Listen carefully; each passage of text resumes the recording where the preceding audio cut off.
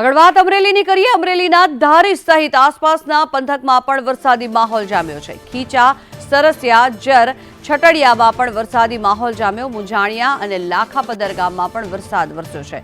નાગદરા, દેવડા, વીરપુર અને માધુપુરમાં પણ વરસાદ વરસ્યો। ધારી સહિત અનેક વિસ્તારોમાં વરસાદ થયો છે।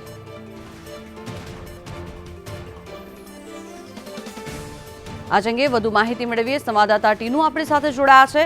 જે જણાવશો ખાસ કરીને જે પ્રમાણે વરસાદી માહોલ અનેક ગ્રામ્ય વિસ્તારોમાં જામ્યો છે, અમરેલીમાં કેવો વરસાદ?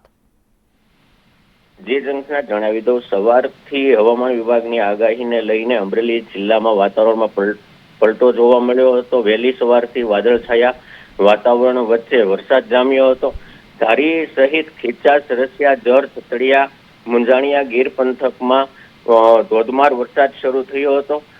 શાંત વાતાવરણ વચ્ચે ગીર પંથકમાં વરસાદ જામ્યો હતો અને ખેડૂતમાં પણ સારા વરસાદથી સતત ત્રીજા દિવસ વરસાદથી ખેડૂતમાં પણ ખુશીનો માહોલ છવાયો હતો।